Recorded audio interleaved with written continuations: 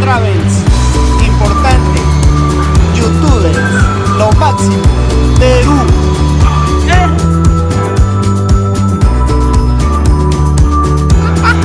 Comparte mucho.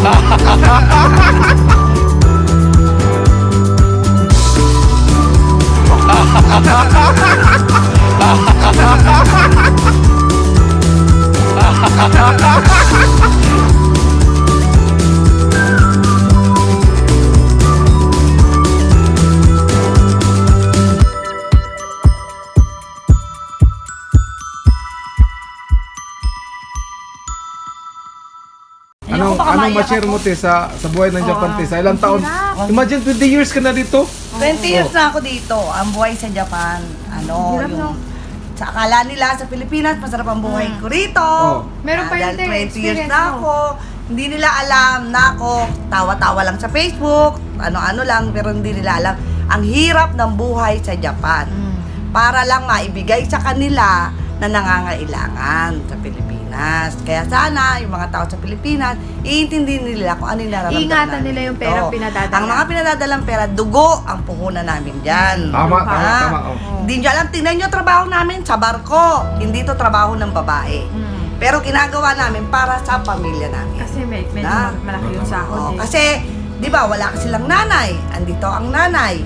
Iniisip ko, kawawa yung mga anak ko, walang nanay. Bigay ko nila yung luho nila. Oo. No? Yun na lang yung ano kasi, mo kasi eh. 20 years ka dito, no? Pero marami ka nang ipon sa Pilipinas. Wala. Ipon, resibo. Resibo, marami. Ganon? Oo, resibo. Pero yung pera, syempre, nagliparan na yun. Syempre, kanya-kanya na yun. Ay, alam mo, pagka, Tama. dati kasi, syempre, tumatanggap din ako. Nasa Pilipinas ako, nakakatanggap din ako ng remittance dati, ha? Oo, tama. Kasinohan na sino. Di, puro ka lang gastos. Hindi mo naiisipin yung nagpapadala kung paano niya kinikita yung Tama, pera. tama, Ngayon, OFW na rin ako. Ay, ngayon, alam ko na yung feeling na ganun pala yun, na maiinis ka rin. Kaya, maiinis ka rin doon sa pinadadalhan mo kapag ka isang buwan, within 1 month, ubos na agad yung pera. 2 weeks, humihingi na agad sa'yo ng pera.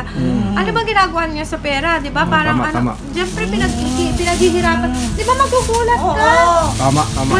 Wala pa Ay, hindi, meron pa dyan na pahabol. walang sakit pero may sakit. Ganon. Medyo na, may pinadalan mo ng ganon, kinulang. Meron Totoo talaga ganoon. yun. Na sana, iisipin nyo, ang hirap ng buhay sa Japan. Totoo talaga. Tawanan lang ng tawanan. Ganon kahit na walang sakit? May sakit! Magkakasakit para lang. O, ganun? Kumbaga, magiging diskartehan ka na nila para magkaroon sila ng pera. Siyempre, pagka malaman ka may sakit, tayo naman, dahil pamilya natin yun.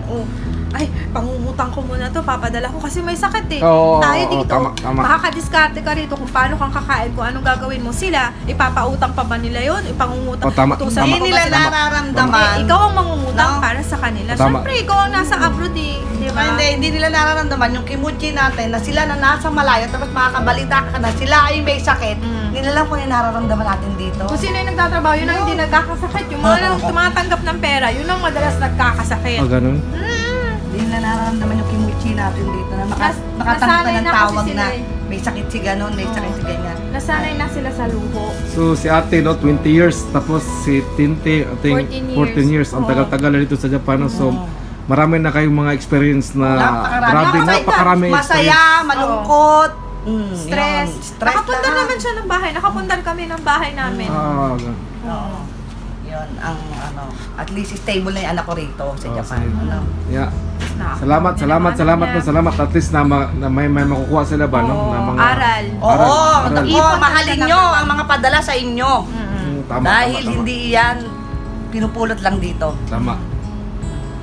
So 20 years ka na dito sa Japan, tapos marami ka ng experience, no? Marami, napakarami na. Ubinto, Marami pa. Mga lalaki, mga babae. Marami na. marami na experience. Lahat ng trabaho na ipasok na. Ano nga pangalan mo, te? Ako, si Victoria. Victoria, no? Marami na siya napasok. Ubento. Ubinto. Umise. Umise. Ito, kagaya nito, trabaho ng lalaki. Wala ka naman masyado makikita ng babae dito. Lately na lang yan eh, mga babaeng trabaho. Mag-welder ka, bubuhat ka ng mga magpipinta ka, mag-i-spray ka. Ang hirap. Masayang mahirap ang buhay sa Kakagatin na Japan. lang namin yan kasi nga syempre. Oo, tama. Bukod sa pamumuhay natin dito, meron pa sa Pilipinas, di ba? Tapos may pinapaaral ka pa, di Tama. ba? Saan mo ang kamay ng Diyos kukunin yun, di ba? Tama. papasok ka na lang, nasa Japan ka na, kukuha ka ba ng sahod ng mura? Di syempre, sa mahal ka na. O, Syempre, tama. Yes, yan, titina. Salamat kayo. God bless ka ninyo. Oh, Salamat. God bless you. Happy